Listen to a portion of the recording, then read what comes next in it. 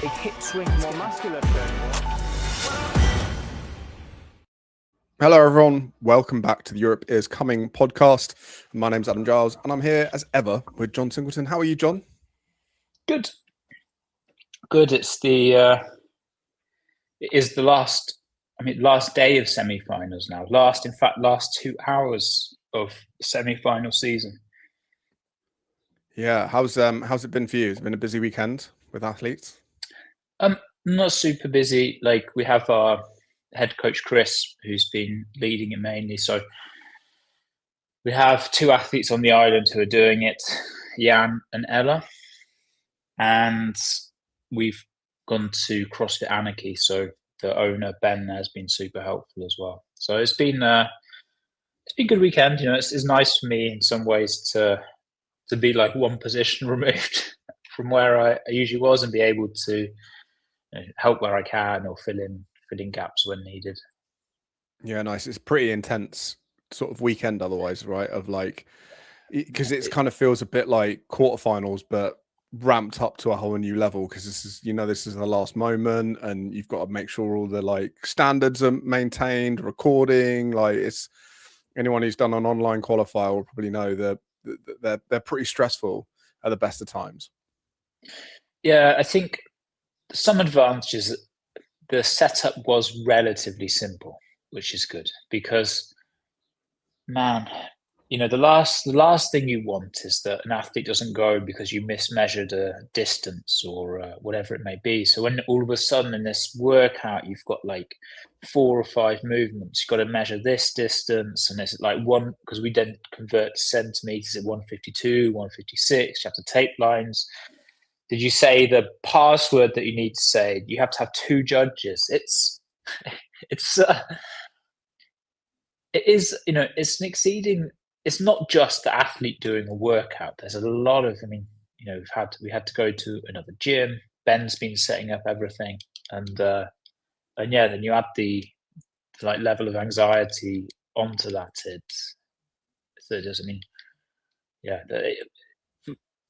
You are completely right.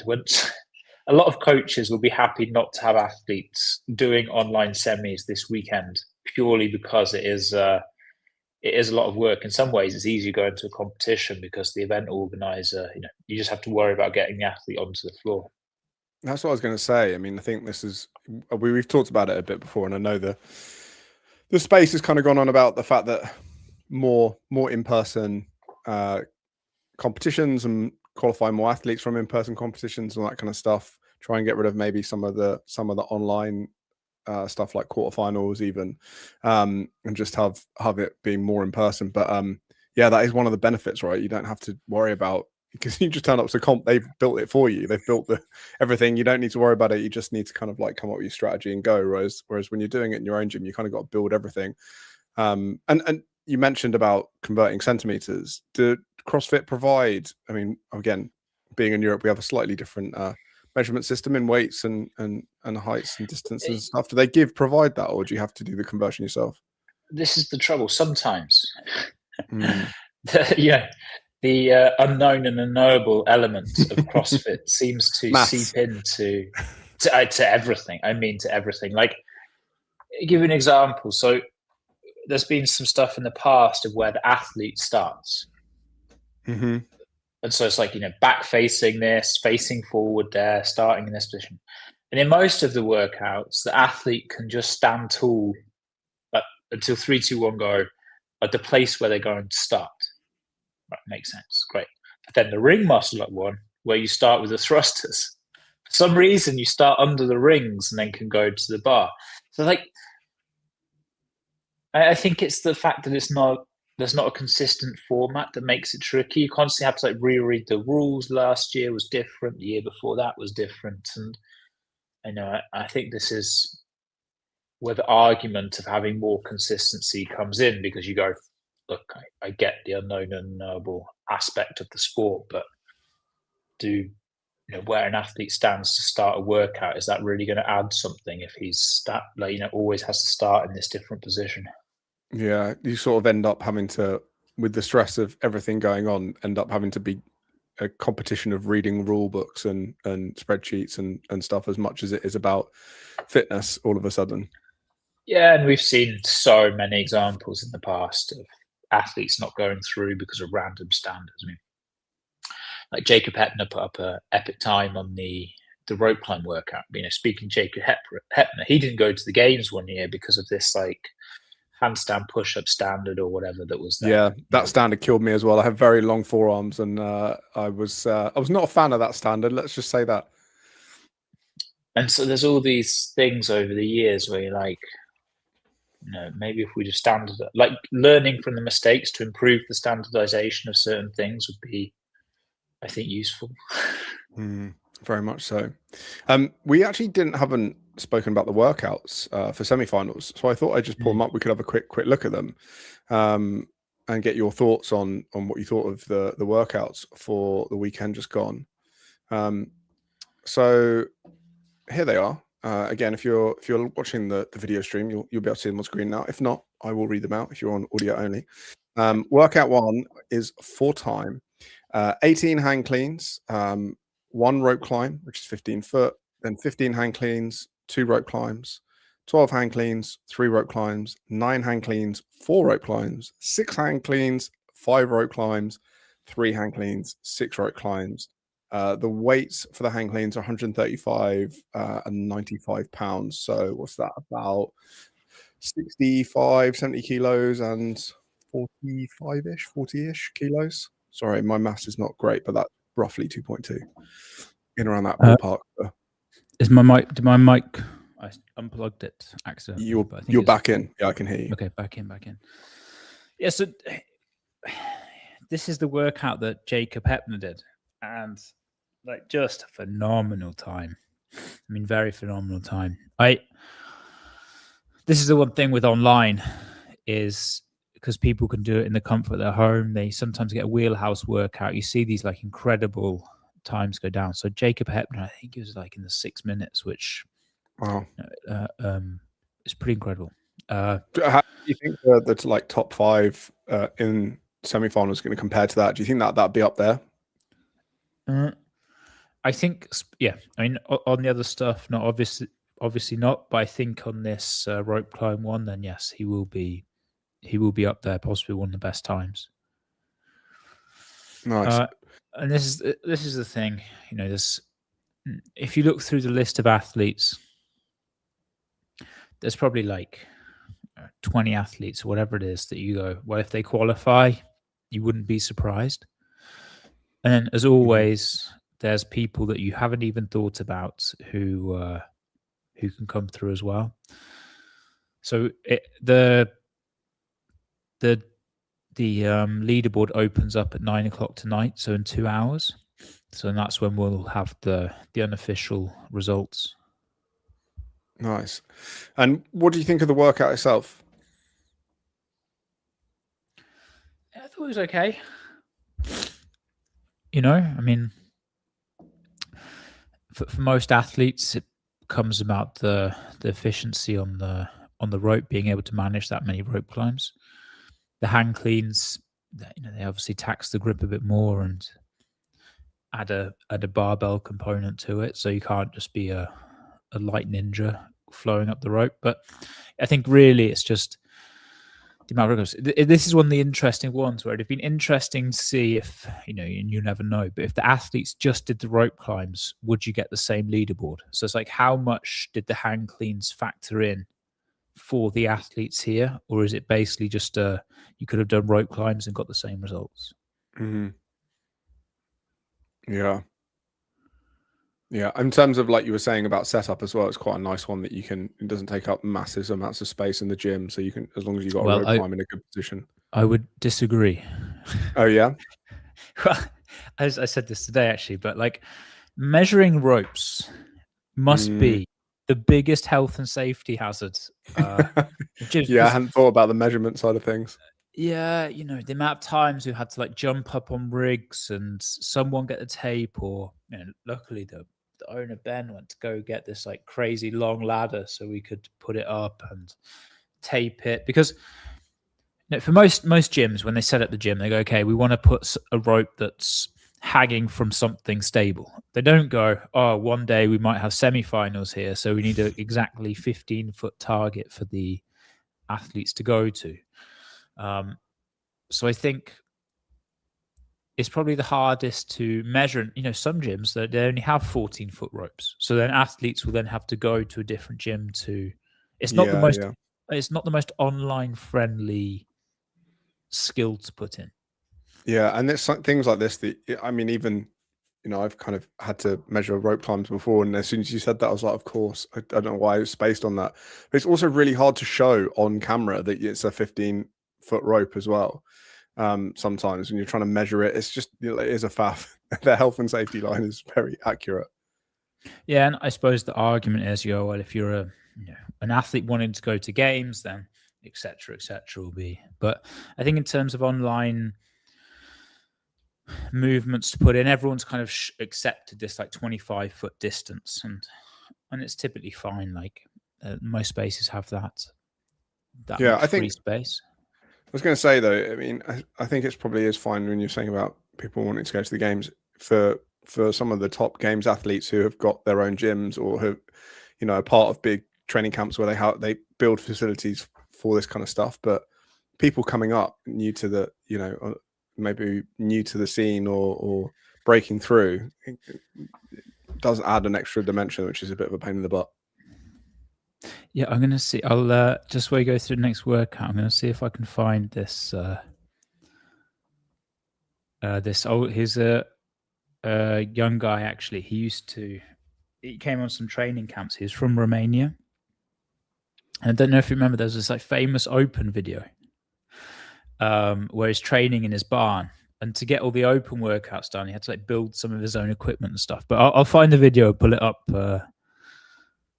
Where you go to the other workouts. That feels like old days of CrossFit where people were taping plates to dumbbells.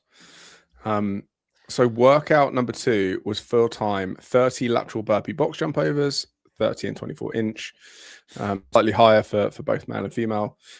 40 calorie row, 30 deadlifts at 315 and 225, and then 40 calorie row and 30 lateral box jump overs. So yeah, just kind of a bit of a chipper in terms of volume of movement, but again, a 15-minute time cap.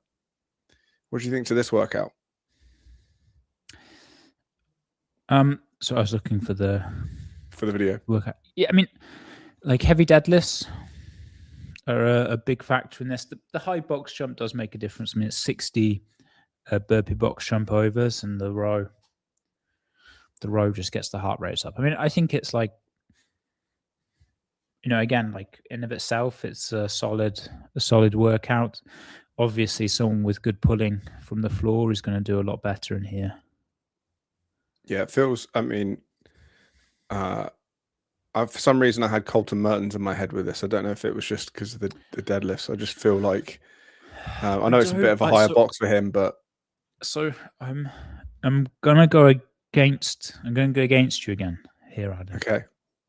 I think the high box, the heavier deadlift, like we know Colton's like super strong squatting, but maybe not so much pulling, and then the row as well. I think some of these workouts are like Colton's going to smash, but I actually think he'll struggle. I think this will suit a bit of a bigger, taller athlete actually.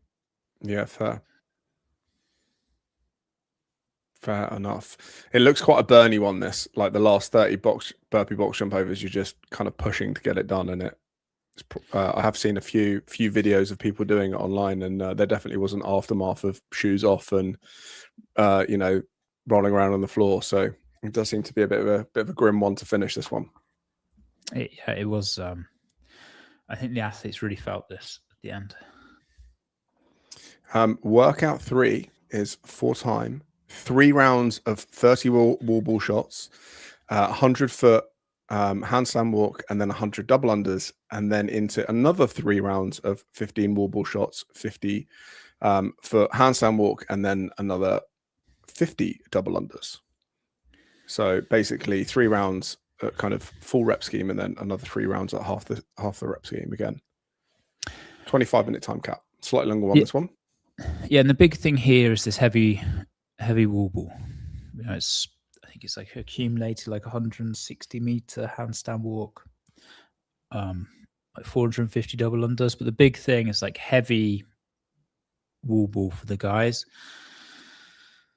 And so that's definitely something that the play, you've got to be a stronger guy to do well. I think that's the general theme for this. Like, if I was to favor a type of athlete, it would be someone like a Guy or someone like Jack Farlow. I think they can do very well in these workouts because of that strength aspect.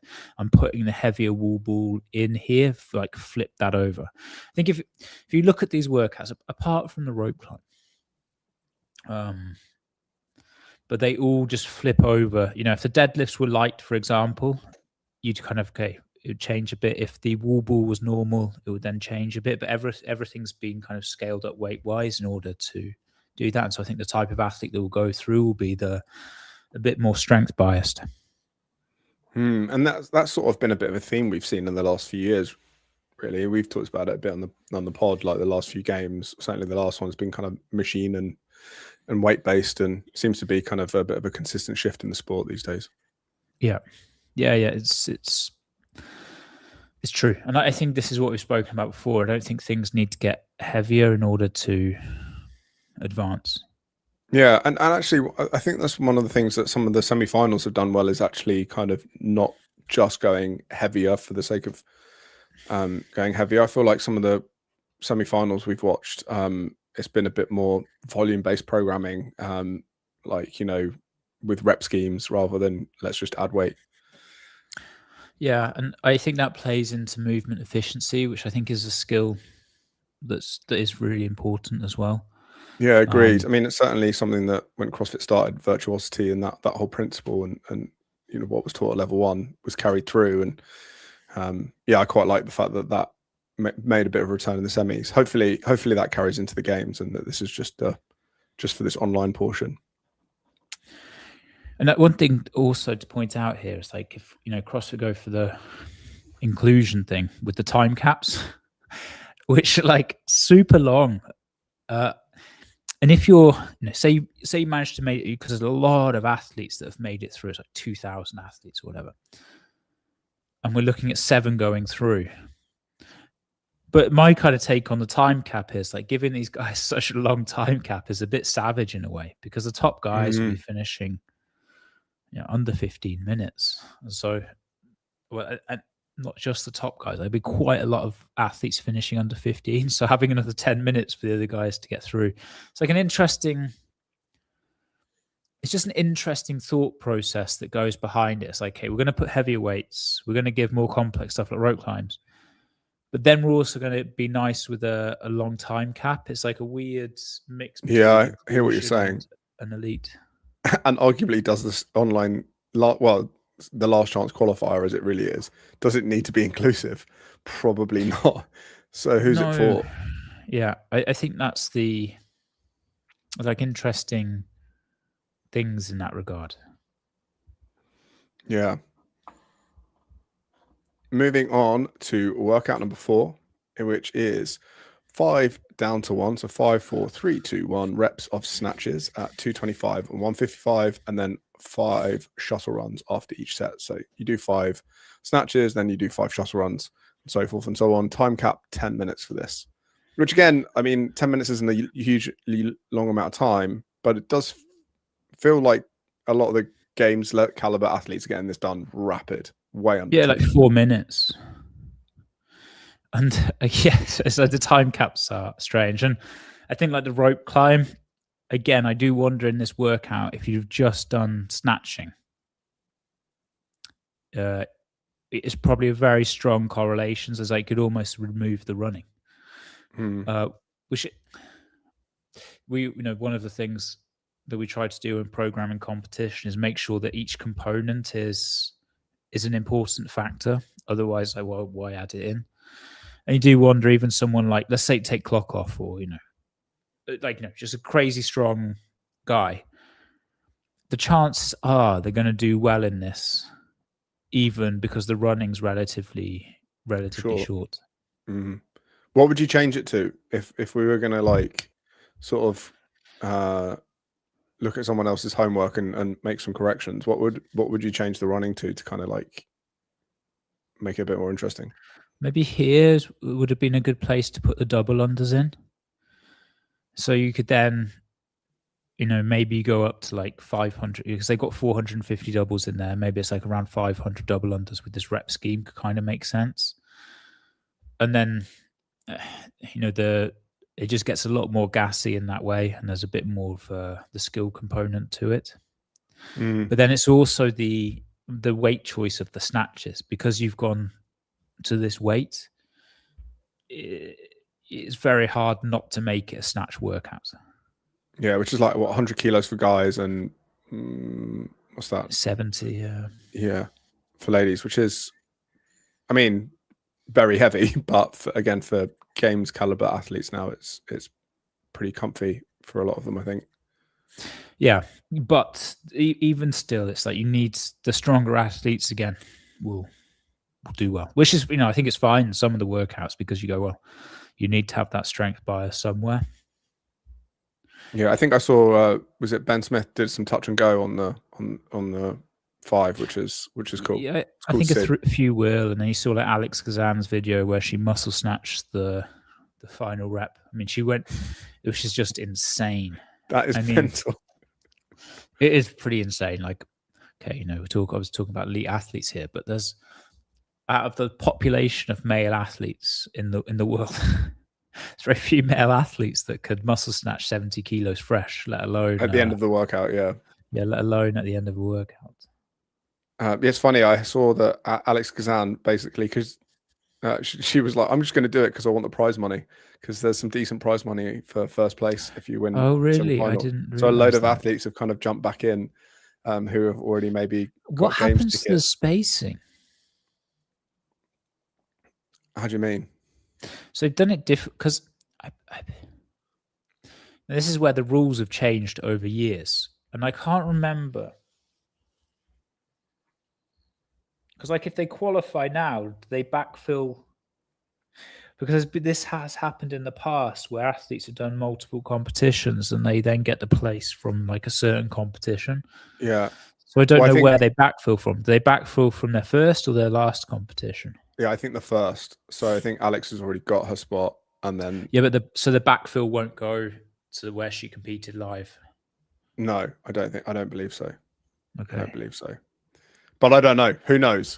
CrossFit could throw a curveball and that could totally happen. But I did apparently, I think it was on Fisa Gaffey and the podcast that they have together. They were talking about it or something. And she was like, I'm just going to enter in again to make some extra money. So it'd be interesting to see how many athletes do that, whether the leaderboard is like full of I don't think many qualified games athletes.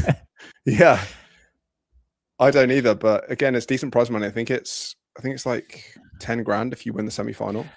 Yeah, it's true. And if you're at home gym and you've qualified a while ago and you feel kind of fresh and yeah, I don't know. Yeah, it's not the worst idea. Interesting to see what happens. Workout number 5 is a bit of a classic rep scheme, or certainly familiar to a lot of us CrossFitters. 12, 9, 6 reps for time of thrusters and muscle ups. 185 on the bar for the guys, 125 on the bar for ladies. It's quite a fast one. Almost feels a bit like a mini Fran. Yeah, certainly hearing a lot of athletes say that this kind of got their legs. Yeah, it's the same pattern has emerged. They just went heavy on it. Just went super heavy thrusters, and at this level, it's probably obviously be a combination of both for the top guys. But again, the type of athlete that will go through will be someone who's more strength biased than gymnastics biased in this. Yeah, you don't think the volume of muscle ups is enough to kind of throw off not at that level. Because I think once you're at this level of potentially qualifying, okay, it might be that the ring muscle ups slow down more than the thrusters because you're very strong. But I think if you take the broad spectrum of athletes, this workout is going to favor someone who's stronger. This is like a workout where Colton, for example, you'd be like, one, because he's so strong in this movement, he's got like a 260 kilo back squat. His range of motion's so much less. So it's like, it's just great workouts for him, or a great workout for him. But I think then you've got an athlete, let's take Colin Bossard, it'll be interesting to see in this one, who like thrusters and pulling gymnastics in this rep scheme is like quintessentially CrossFit, because like you say, it's like some kind of Fran spin-off. There's someone like Colin Bossard, who's maybe not the strongest athlete, but is it at the fringe of the weight where he can just get through it well enough, or does it tip over to just being too strong? Yeah, interesting. So, what are your thoughts overall on the workouts? How do you feel about them in like the main? I think they're fine. And if what you're looking to do is bias strength, then that's what you've achieved. I like that they were pretty simple. Like this one, it's pretty easy. Just walk between the bar and ring muscle ups. Like there's only 5. I think that is probably enough to be able to find it through. So I think there's that ease of workout is good, but yeah, I would say it's biased someone who's stronger. Like I think that Guy might have a good shot with these workouts. Speaking about athletes, and I don't have the full list of who is trying to qualify, but some big names that still haven't qualified, so we can kind of talk about them, like Justin Medeiros, Colton Mertens, who we've mentioned already, Errol Lowen, Grace Walton, Pat Vellner, some others on the male side. You're looking at like Harry Lightfoot, Chris Abera, Colin Bossard, who you just mentioned, Nick Matthew, Yonakowski. And then on the women's side, we've mentioned already like Fisa Gaffi, Claudia Gluck, Alexis Raptis, Lexi Neely, Sydney Mikulishin. There's quite a few big hitters still out there. Who, and even like you mentioned Guy and Emily Rolfe, like there's quite a few that haven't made it. So we've got 7 on the guy side, 7 on the lady side. Who do you think gets the top 7 spots? It's hard to say with no idea where it's really hard to say. I mean, you have to put someone like Justin Medeiros in there. One, he's classically a stronger athlete anyway, but he's won the games twice. So like, Colton as well. You got to think. Like I said, there's like 14 or 15 athletes that can go there. Actually, I think Hiller put up his predictions. I don't know if you can see on his Instagram. He had like a prediction there. But in the meantime, I'm going to pull up. Remember, I mentioned at the first workout. Let me see if I share my screen. Yeah, this is the kid that I was mentioning. Can you see the screen now? Yeah, I will. Let me add it to. Hang on 2 seconds. Switch this over. Here you go. So this is Barney. He was like a real legend. I mean, he came to some training camps. He was when weightlifting and weightlifting 101 and I worked together back in the day. He'd come to some camps, and you can see here this is like his shed in Romania, and it's a kind of like freezing cold in winter, so he had to heat his barbell with a blowtorch because it was frozen over. And he did all the open workouts, and basically had to make some stuff himself. So you see it here, for example. He's like made these homemade kettlebells. No way. And so he made this rower. Like, how epic is this? That he made his own rower. And I remember he came to we had him onto a teen camp. I mean, I can tell the story. It's a bit sad in some ways. But this is way back in the day. I think like 2016, something around that time. And I was running a teen camp. And in that teen camp, actually, Gabby Migawa was there. And this is when she was 16, 17, so a teen athlete. And she just qualified for the CrossFit Games. She had an equipment company sponsor at the time. I can't actually remember their name. And it just so happened that Barney came to the same teen camp, was the same age, but he submitted himself in the elite category because he wasn't sure that even if he qualified for the games, he'd be able to afford to go. So he didn't want to put himself in that position. But it turns out this equipment company that he had paid for all of Gabby's trip, and they'd have paid for his trip as well. And based off the times he would have gone to the game. So no way.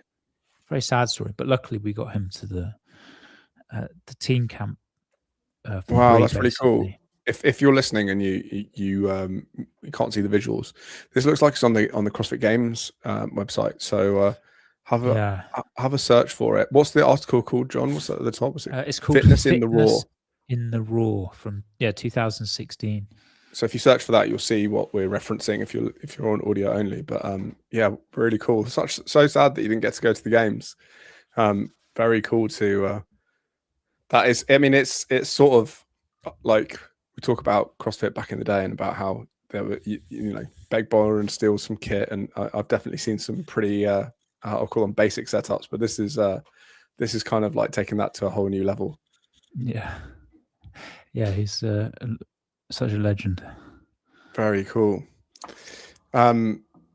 So going back to online semis, what do you think? Who have you got?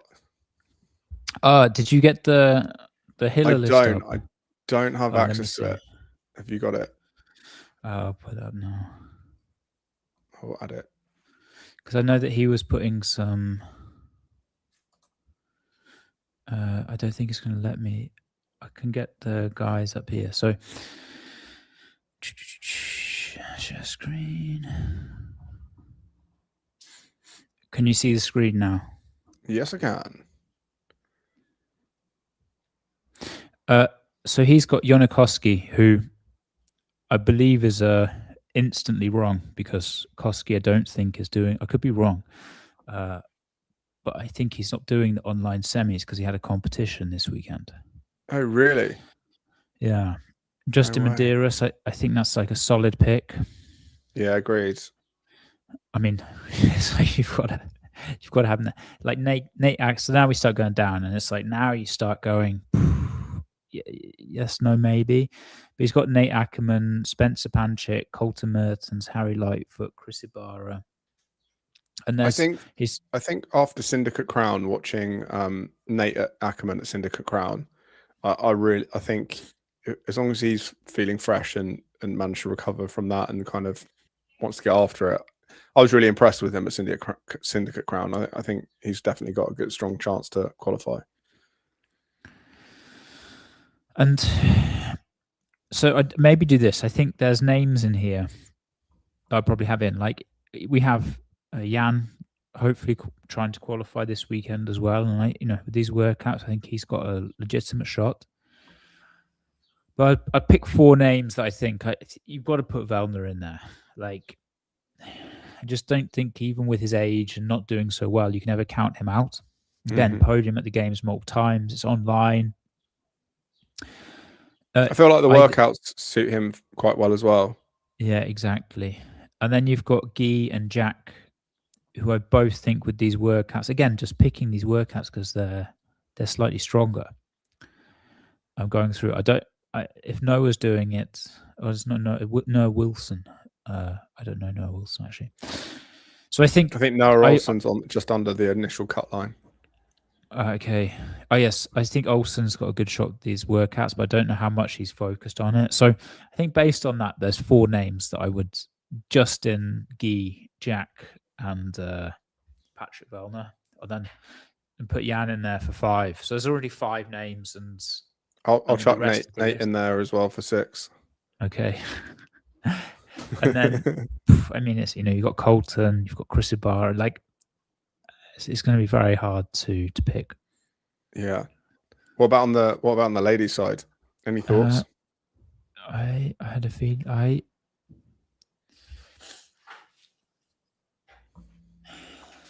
The ladies, I think, is a bit harder to pick also because something interesting is like that wall ball workout, for example. They changed the standards this time. So the females had a heavy wall ball and made it to the same target.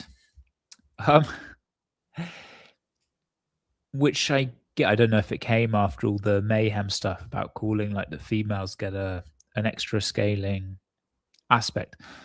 But I think ironically, it would be easier for females to have the same weight wall ball but a lower target, just because that higher target for females is like exponentially harder. I think just at the average height of women is less, classically less explosive, so it's harder to get that reach. So I think that might affect things quite a lot in this field. I mean, again, you've got like Ariel Lowen, multiple time podium at the games, and Lexus Raptus, Fisa Gaffi. You've got lots of athletes that can really do well on the female side.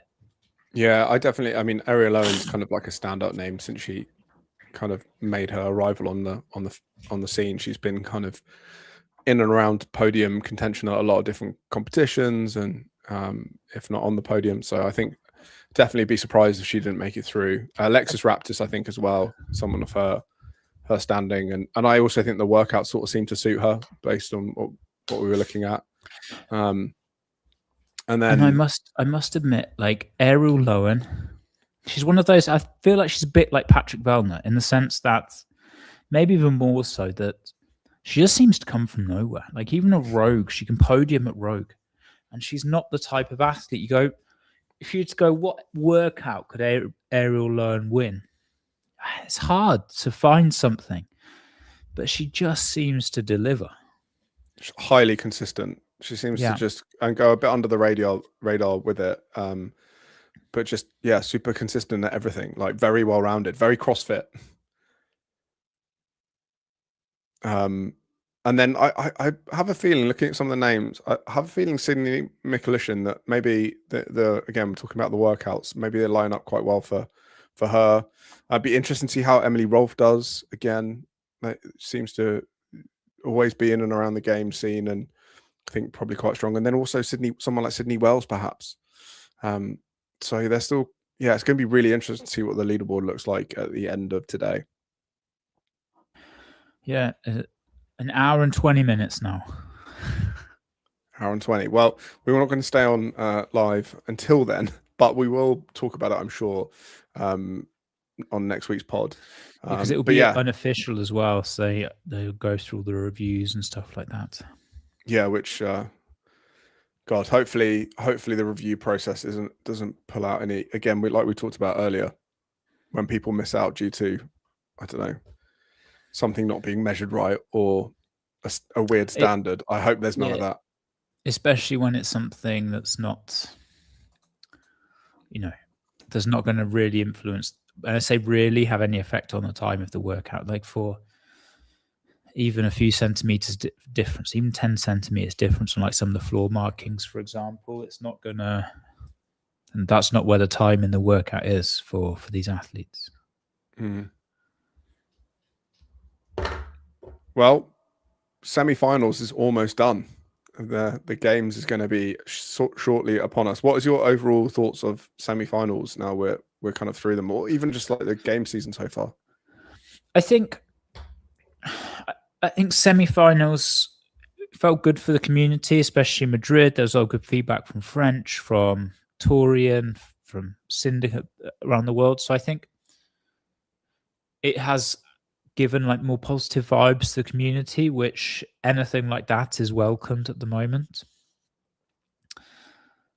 I still don't think the Open, there's the same thoughts as always. I don't think it's the best system for CrossFit. I think it could be more optimal. I think that having 7 places in the last chance was also a bit strange. Like it's kind of like a last chance qualifier. Yeah, it's the one with the most spots available. So it's just a bit strange. But all in all, based on where things are at the moment, I think it was positive, like a positive step back to where things could be, and hopefully there's a new CEO in who, from the first outlook, seems to be more focused on education and affiliates rather than sport, which is like a whole different discussion to start to get into. But, you know, thinking about this, and I think that ignoring the power that CrossFit has as a sport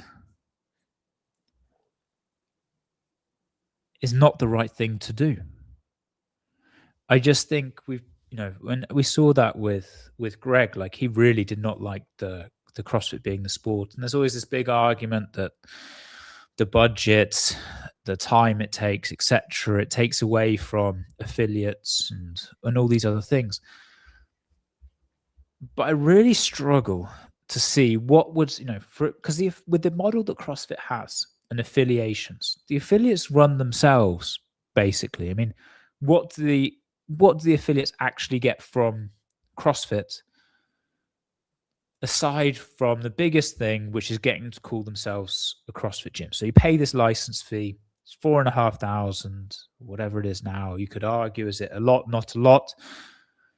But I can't help but think, if the brand name kept getting better and more people started knowing what CrossFit is, associating they want to go to a CrossFit gym, that is going to be worth so much more, rather than adding in, I don't know, some more programming or whatever it may be, because the CrossFit gym owners have been so independent for so long, just running their own model.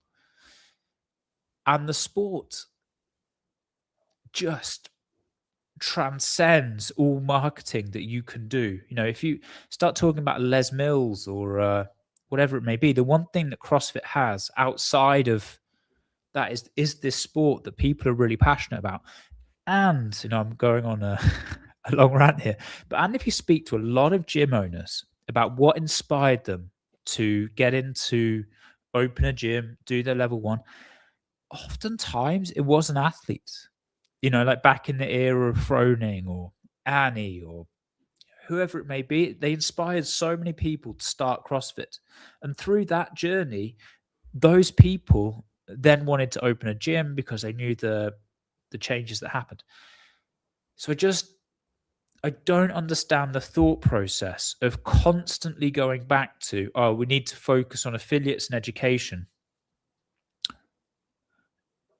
and not have a primary focus on sport that actually can act as the most powerful platform available in order to do the things that you would like to do and to be able to reach the people that you want to reach.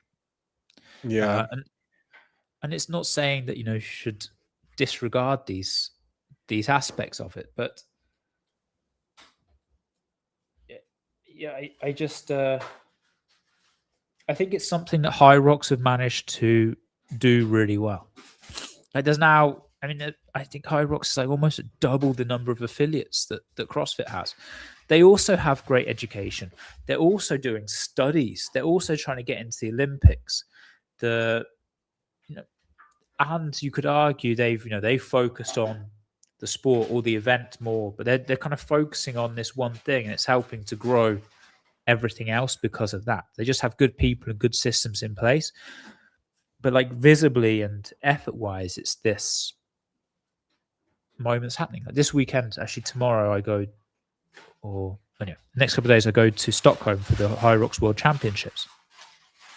And they're just using it as a huge platform in order to get their community together, get the best athletes in the world, showcase for their sponsors. I'll keep going. Another thing is that I think the biggest jump in like CrossFit gaining recognition, and I'd be interested to see like affiliate number rise. I don't think we have that data publicly, is when Reebok started to sponsor the sport, which is a huge boom. And what's, Hyrox right now has these big brands fighting over if they want to sponsor it or not. They have Puma, who's been their sponsor for a while, but they have, Nike would love to jump in there with Adidas or whoever it may be. These huge brands fighting to be a part of this movement.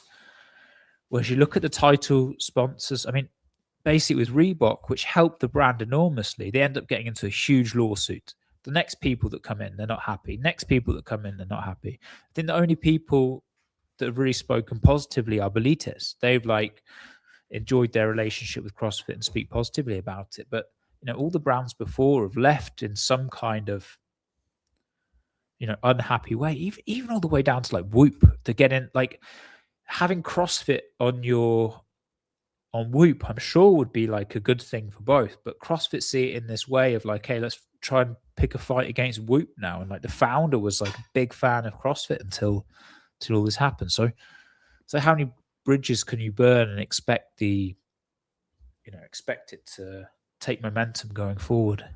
Yeah, it has always been a bit odd that like I did really understand protecting the IP and the brand at all costs back in the day, but now it does seem detrimental. And one thing that for me, that if you're going to focus on the affiliates, which never seems to happen, they kind of focus on giving programming, which look fine. I've run it at gyms. It's cool to give away programming. It means the gym doesn't have to pay for it or design it themselves. I kind of get it. But for me, the education side of CrossFit, if you really want to focus on affiliates and stuff, update the level 1 and actually you require coaches to have to take it every 5 years, but then there's no new content in it, even though the sport has moved on, the training has moved on, like other companies have come along and provided education that coaches pay out of their pocket for to go and do.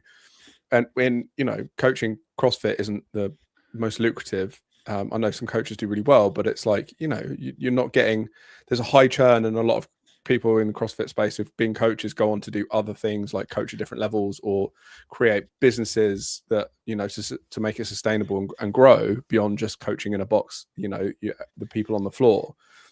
And I don't see any real development in the education. It's like, right, here's the level 4. It's like, well, you could update the level 1, make the level 1, make them all better, like increase the, not to completely change from what Greg put out in the journal and stuff like that, not the roots, but like update some of things. Like I'm sure the nutrition is the same thing that it was.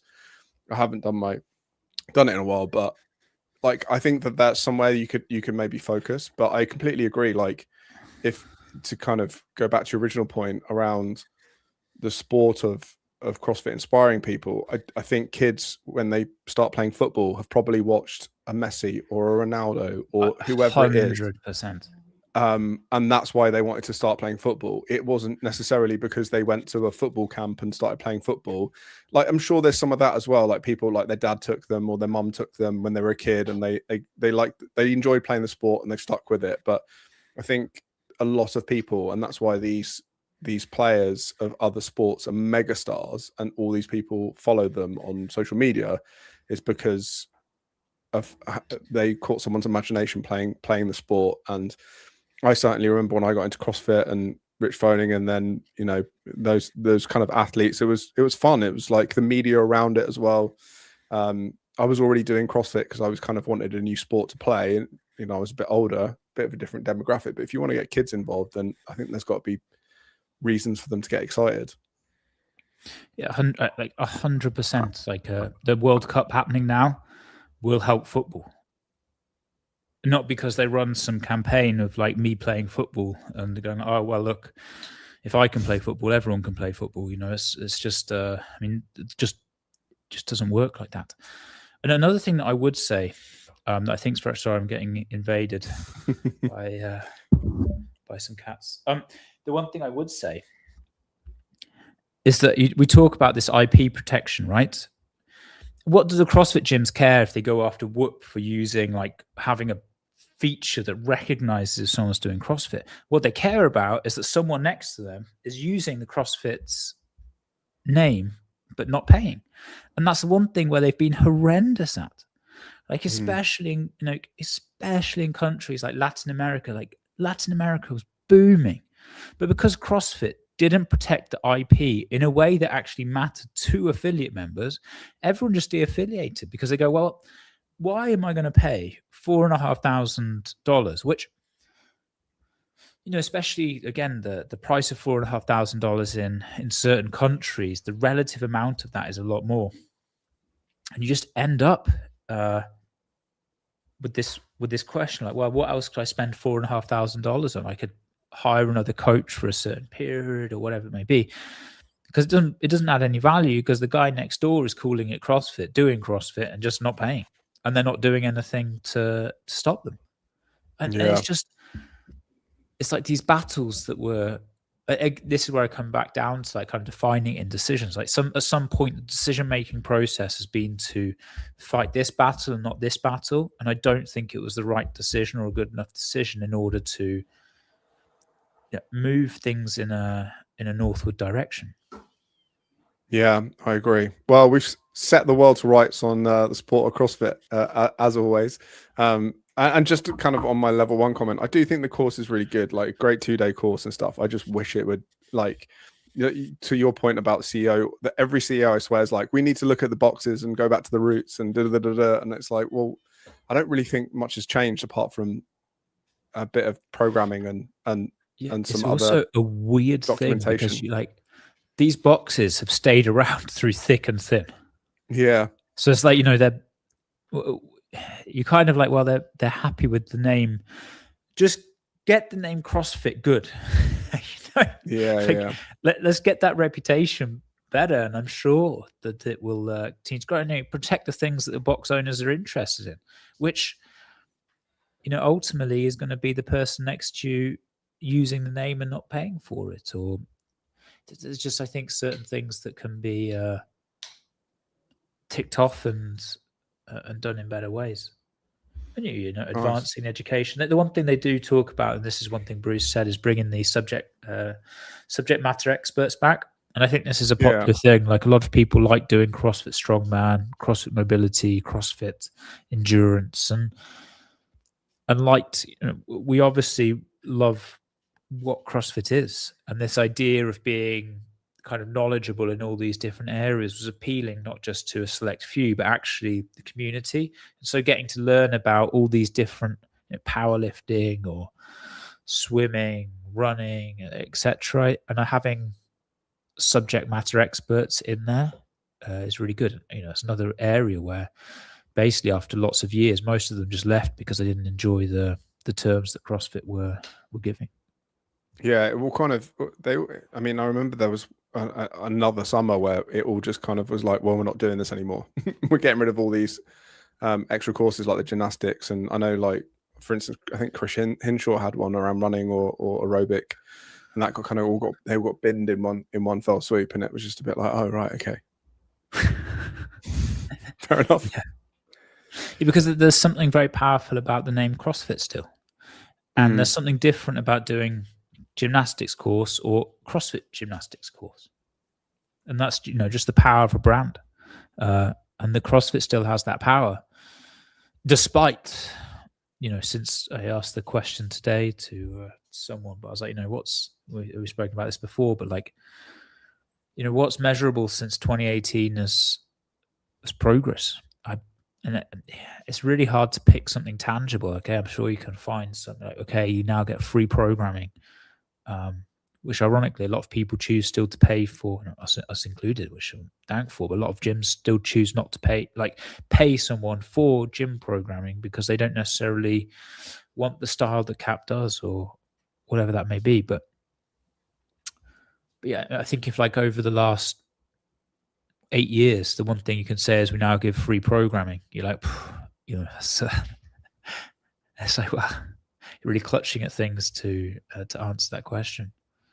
Yeah, I agree, and it's a shame, and I think it's we've kind of had that little debate at the end of the pod, just because obviously care about the direction of the sport and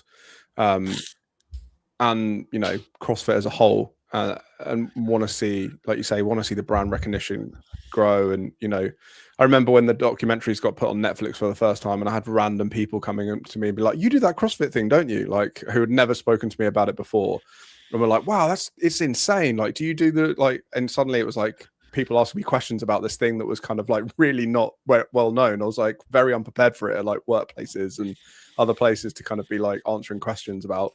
So this Rich Froning guy told me, like, and you're like, oh, okay, I wasn't expecting to have this conversation on a Monday morning, but fair enough.